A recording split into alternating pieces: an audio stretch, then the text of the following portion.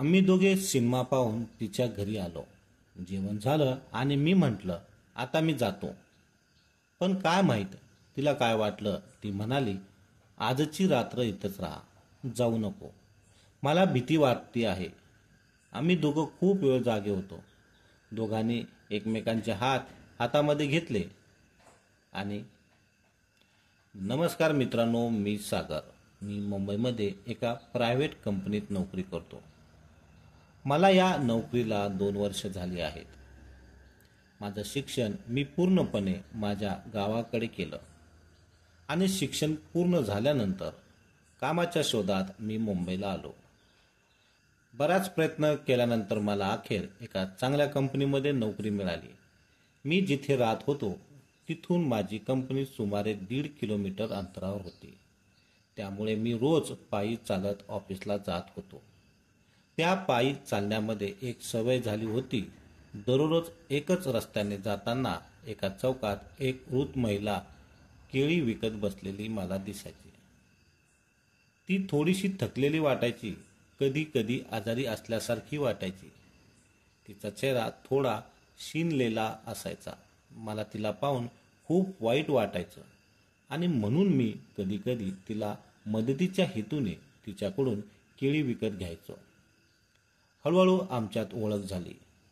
तिचं बोलणं जास्त नव्हतं, पण तिचं शांत आणि प्रामाणिक वागणं मला भावायचं.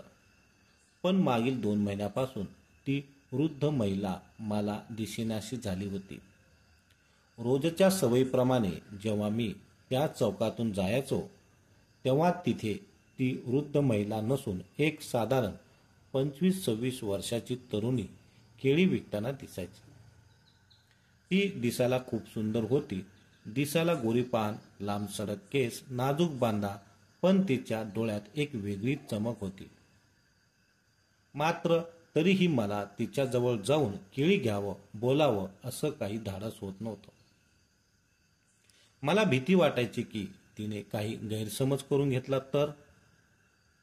एके दिवशी मी पाहिलं की काही तरुण पोरं तिथे जायला लागले. केळी घेण्याच्या बहाण्याने त्या मुलीला त्रास द्यायला लागले. बोलून हसून छेड काढून. मला हे बघवत नव्हतं. मग मी त्या दिवशी संकोच बाजूला ठेवलं आणि त्या पोरांना तिथे जाऊन जरा खरडून टाकलं. त्यांना समजावलं, पण जराशा रागात. त्यामुळे ते तिथून निघून गेले. त्या दिवशी त्या मुलीने माझे खूप आभार मानले. तिच्या डोळ्यात खरंच कृतज्ञतेचा भाव होता. मी तिला काही न बोलता 2 डझन केळी घेतल्या. खरं तर मला 1 डझन केळी 2-3 दिवस पुरल्या असत्या, पण माझ्या रूमवर काही मित्र राहतात म्हणून मी 2 डझन केळी घेतल्या. त्या दिवशी मी तिला विचारलं, तुझं नाव काय? ती थोडं लाजून म्हणाली, माझं नाव पूनम. मी हसून म्हणालो, छान नाव आहे. मग मी तिला सहज विचारलं, तुझ्या अगोदर इथे एक वृद्ध महिला केळी विकायची.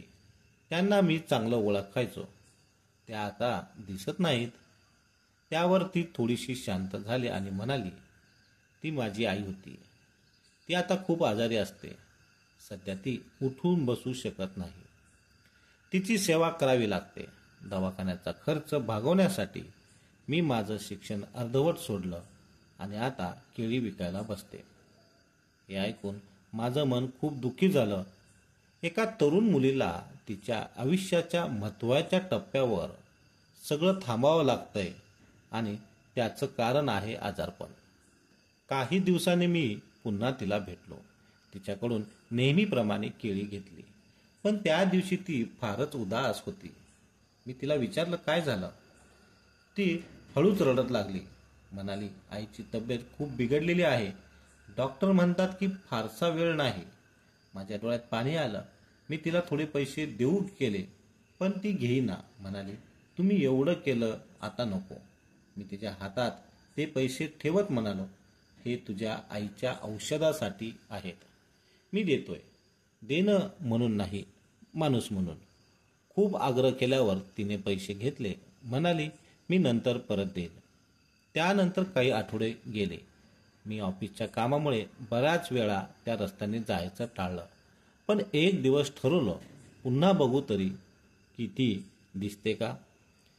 गेलो तर पाहिलं ती तरुणी तिथे नव्हती. मला काही केला समजेना की काय झालं आहे. मला काळजी वाटत लागली. मग मी तिथल्याच एका टपरीवाल्याला विचारलं, इथे एक केळी विकणारी मुलगी बसायची, ती दिसत नाहीये हल्ली. त्यावर तो म्हणाला, तिच्या आईचा मृत्यू झालाय, त्यामुळे ती घरीच असते, एकटीच राहते. माझ्या काळजाला चटका लागला. मी त्याच टपरीवाल्याला तिचा पत्ता विचारला. तो म्हणाला, ते समोर पट्ट्यावरती झोपडी आहे, तिथं राहते. मी दिलेल्या पत्त्यावर गेलो. एक झोपडीचा घर होतं. मी दरवाजा वाजवला. काही वेळाने तिने दरवाजा उघडला. मला बघताच ती मोठमोठ्याने रडायला लागली. मी तिला शांत केलं. ती म्हणाली, आई गेली, आता मी पूर्ण एकटी झाली आहे. मी तिला समजावलं. ती मला पाणी द्यायला गेली. तिच्या घरातली परिस्थिती फार बिकट होती. लहानशा झोपडीत खालची चटई आणि एक पंखा, एवढंच सगळं होतं. भाड्याची झोपडी होती. मी पाणी पिऊन झाल्यानंतर तिला विचारलं, आता तू काय करणार आहेस. ती फक्त एकच वाक्यात म्हणाली, माझं पुढं मागं कोणीच नाही, मला काय करावं हेच कळत नाही. मग मी ठरवलं, मी जिथे राहतो तिथं तुला एक खोली भाड्याने घेऊन देतो. इथे तुला एकटी राहू नको. इथली मुलं वाईट आहे, तुला त्रास देतील, तुझं जगणं कठीण होईल. ती सुरुवातीला तयार नव्हती, पण मी समजावलं, तिचं भाडं मी भरतो, हे तुझ्यावर उपकार नाही, मी माणुसकी आहे ना म्हणतोय. अखेर ती तयार झाली. मी तिला एक सुरक्षित खोली भाड्याने घेऊन दिली. ती सुद्धा ती केळी विकू लागलेल्या पैशातून रूमचं भाडं भरायचा प्रयत्न करायची. पण मी तिला सांगायचो, पैसे साठव, मग पुन्हा पाहू. असं करत करत आमची चांगली ओळख झाली. ती मला रोज जेवणाचा डब्बा बनवून द्यायची, त्यामुळे माझं रूमवर येणं जाणं सतत असायचं. मला ती आवडू लागली होती, त्यामुळे मी तिला चोरून पाहायचो. तीही माझ्याकडे चोरून पाहायची. बहुतेक आमच्या दोघांनाही एकमेकांबद्दल प्रेम झालं असावं. आम्ही एकमेकाच्या प्रेमात पडू लागलो. मी कधी कधी तिला भेटायला जायचो. तिला काय हवं नको ते सर्व पाहायचो. एके दिवशी रविवार होता. मला ऑफिसला सुट्टी होती, म्हणून आम्ही दोघं फिरायला गेलो. सुरुवातीला आम्ही बाहेर बागेमध्ये थोडंफार फिरलो. मग नाश्ता केला आणि दुपारी जेवण केलं. दुपारी 3 ते 6 सिनेमा पाहिला. सिनेमा खूप छान होता. तो एक कथेवर आधारित होता. लोकांना पाहून आणि सिनेमाला प्रेम पाहून आम्हालाही असं वाटू लागलं की आपणही तसंच जगत आहोत. त्यामुळे त्या दिवशी आम्ही दोघं खूप जवळ आलो होतो. सिनेमा पाहून झाल्यावर आम्ही रिक्षाने परत घरी आलो. ती म्हणाली, आता तू जेवण करून जा. मग ती स्वयंपाकाला लागली. ती स्वयंपाक करत असताना मी हळूच तिच्या पाठीमागे जाऊन उभा राहिलो होतो. ती काय कसं करते हे सर्व मी पाहत होतो. तिने मला पाहिलं आणि ती लाजली. खाली मान घालून ती पुन्हा स्वयंपाक करू लागली. जेवण झालं आणि मी म्हटलं, आता मी जातो. पण काय माहीत तिला काय वाटलं. ती म्हणाली, आजची रात्र इथेच राहा, जाऊ नको, मला भीती वाटत आहे. आम्ही दोघं खूप वेळ जागी होतो. एकमेकाचे हात हातात घेतले होते. दोघांनी एकमेकांवर खूप प्रेम येत होतं. आम्ही एकमेकांच्या मिठीत गेलो. तिथेच आम्ही झोपी गेलो. सकाळी जाग झाली. सगळ्या गोष्टी आठवल्या. आता घाई करणं गरजेचं होतं. मी तिला तडक माझ्या आईबाबाकडे, माझ्या गावी सोलापूरला घेऊन गेलो. आईबाबांना भेटवलो. त्यांना सांगितलं, ही मुलगी मला आवडते. तिचे आईवडील आता हयात नाही आहेत. मला तिच्याशी लग्न करायचं आहे. घरच्यांचा स्वभाव खूप चांगला होता. त्यांनी तिला समजून घेतलं आणि तिला आपली सून म्हणून मान्य केलं. मग आम्ही त्याच दिवशी एका मंदिरामध्ये जाऊन लग्न केलं. माझे आईबाबा, आम्ही दोघं आणि आमच्या गावातील काही मोजकी माणसं घेऊन लग्न पार पाडलं. 1-2 दिवसात आम्ही परत मुंबईला आलो आणि आज आमच्या लग्नाची पहिली रात्र होती. ती रात्र आम्हाला खूप खास आणि आनंदात घालवायची होती. तिने माझ्यासाठी एक दुधाचा ग्लास आणला. आमच्या रूममध्ये बेड नव्हता, पण आम्ही खाली चटईवर झोपणार होतो आणि ती एकमेकांसमोर बसलो होतो. तिने डोक्यावर पदर घेतला होता.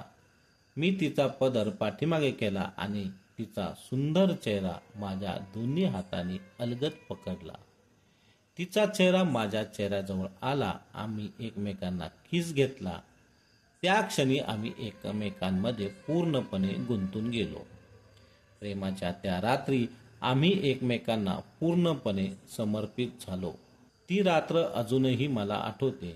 त्या रात्रीनंतर अवघ्या 2 महिन्यात तिने मला सांगितलं की ती प्रेग्नेंट आहे. आम्ही खूप आनंदी झालो होतो. आम्ही तात्काळ आमच्या आईबाबांना फोन करून ही आनंदाची बातमी दिली.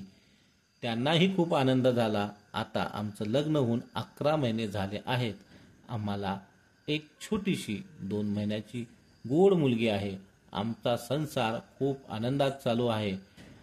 मित्रांनो, ही कथा तुम्हाला कशी वाटली ते कमेंट करून नक्की सांगा. जीवनात एखाद्या अनोळखी व्यक्तीशी झालेली छोटीशी ओळखही कधी कधी आयुष्य बदलून टाकते. मदत, माणुसकी आणि समजूत या गोष्टीचं मोल खूप मोठं असतं. प्रेम हे केवळ दिखण्यावर किंवा परिस्थितीवर नाही, तर एक